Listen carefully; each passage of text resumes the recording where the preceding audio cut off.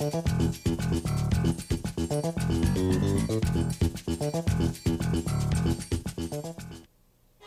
ofertas também de mini saias adulto. Compra o vale, compra o vale, compra o vale.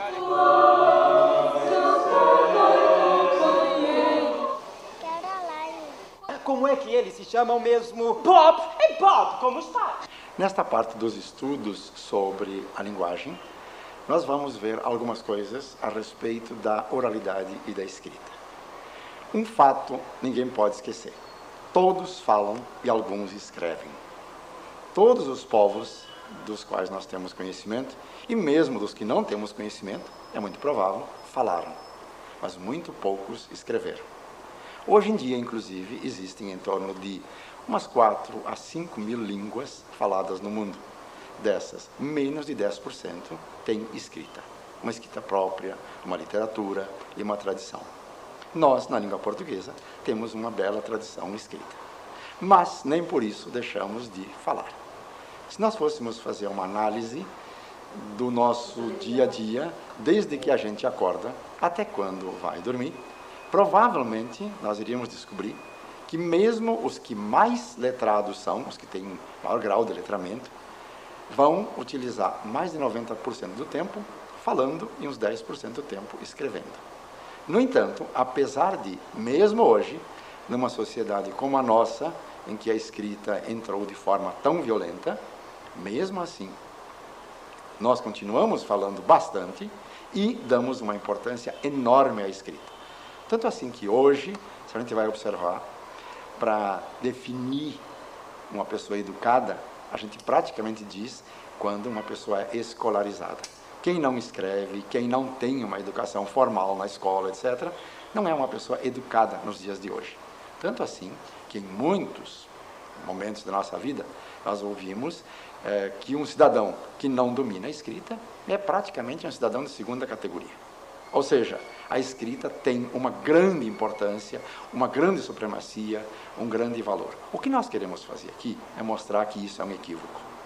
Tanto a oralidade como a escrita são fundamentais. São duas maneiras de as pessoas organizarem seus discursos, praticarem as suas interações no dia a dia, sem que uma seja mais importante do que a outra. Cada uma tem seu lugar. São práticas discursivas que não concorrem, não competem, mas são complementares e são utilizadas harmonicamente no dia a dia.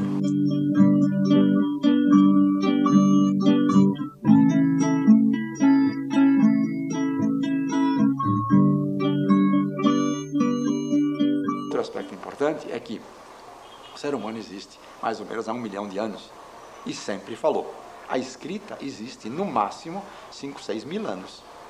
Quer dizer, a escrita é extremamente recente em todas as suas diversas formas de se manifestar. Vem de uma cultura em que o escrito, né, assim, sempre sobrepõe a questão, né, oral. Então eu passei a ver isso de uma forma diferente. E esse curso tem me ajudado muito, porque eu, enquanto profissional, eu não tinha essa visão de que a oralidade tem essa importância tanto quanto a escrita, né? E essa visão que eu estou tendo hoje, eu estou assim, passando para meus alunos, para que eles também não fiquem com essa visão de que só você escrever bem, né? Só você escrever da forma padrão, né? Que é importante. No período que eu comecei a trabalhar no magistério, a oralidade não tinha assim tanta importância, não era tão valorizada quanto hoje. Sempre existia oralidade, que as pessoas sempre falaram, lógico, mas não existia assim essa importância que era dada, essa riqueza, né, que a gente pode fazer com a oralidade. Gostaria de fazer 2 observações que me parecem bastante importantes, que são sistemáticas. Por exemplo, se nós colocamos uma pessoa falando, digamos, temos uma sala, e todo mundo olhando para um lado, bota uma pessoa lá atrás na sala, e essa pessoa fala alguma coisa, conta uma pequena história, ninguém viu quem é, e eu pergunto, era um homem ou uma mulher? Todo mundo vai poder dizer se era um homem ou uma mulher. Era jovem ou era velho? Provavelmente vai dar para identificar se era um jovem ou era um velho, até mais ou menos a faixa etária. Pergunta, essa pessoa é muito escolarizada ou não? Provavelmente daria para decidir isso.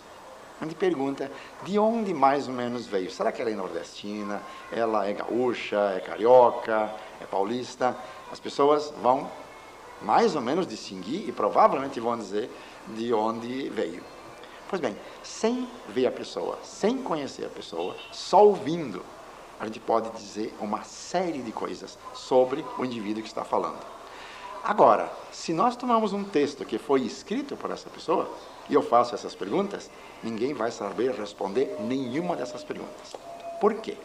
Porque quando se fala, muitas marcas da própria individualidade, do próprio indivíduo, passam pela fala. Na escrita, já não.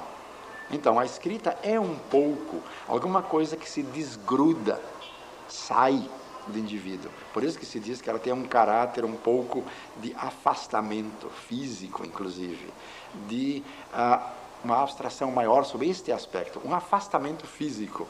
E a fala, não, tem um caráter de envolvimento maior, de proximidade maior.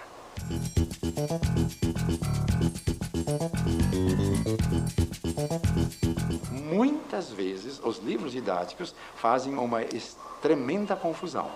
Acham que a fala é contextualizada e a escrita descontextualizada. Não é verdade. Tanto a fala é contextualizada como a escrita é contextualizada. Precisamos de contexto para entender. Contexto cognitivo, precisamos de uma série de contextos para poder entender quando lemos um texto escrito. E precisamos também de uma série de contextos para entender o que as pessoas estão falando, conhecer do que ela fala, de quem ela fala, etc. Agora, o que acontece é que as pessoas estão confundindo aqui a situacionalidade. O que a fala tem é um envolvimento situacional. Eu posso apontar para uma cadeira, para uma coisa, essa cadeira, ou essa pessoa, ou apontar com o dedo, ou fazer um sinal e não dizer nada. Eu posso estar aqui falando com alguém e fazer assim. Eu estou falando com alguém, mas esse não é para alguém que está acolá e quer me oferecer alguma coisa. E eu aqui faço assim. Então, isso aqui é para o outro. E eu estou falando para alguém aqui. Essas coisas eu não posso fazer na escrita.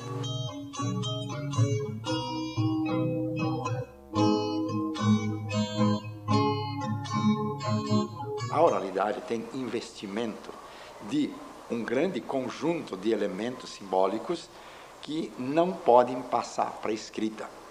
Por exemplo, a gestualidade, o tom de voz, a velocidade, a pausa. Eu posso elevar a voz, eu posso, por exemplo, dizer assim, eu gostei muitíssimo disso.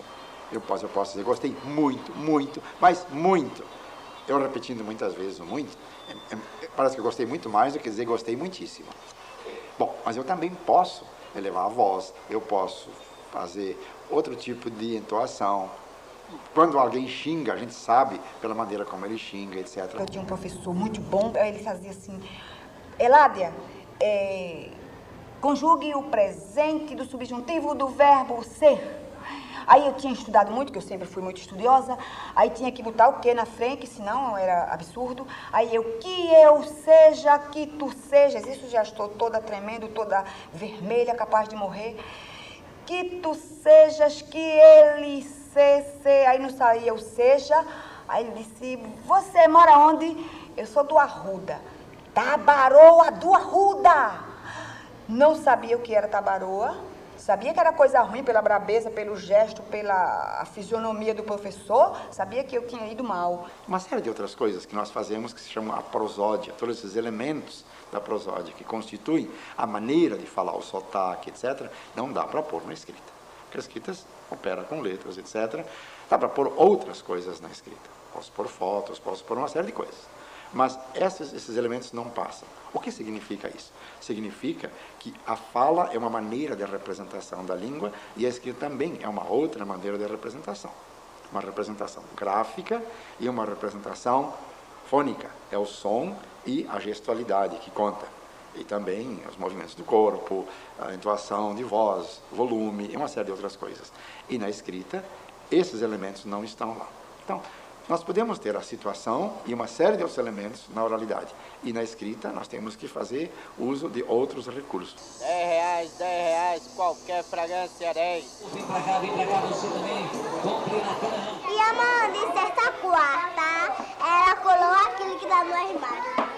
considerando esse aspecto de que nem tudo que está na oralidade está na escrita, e vice-versa também, nem tudo que está lá na escrita, eu não posso pôr na oralidade, eu não posso falar coloridamente. Eu posso fazer letras coloridas, grandes, maiores.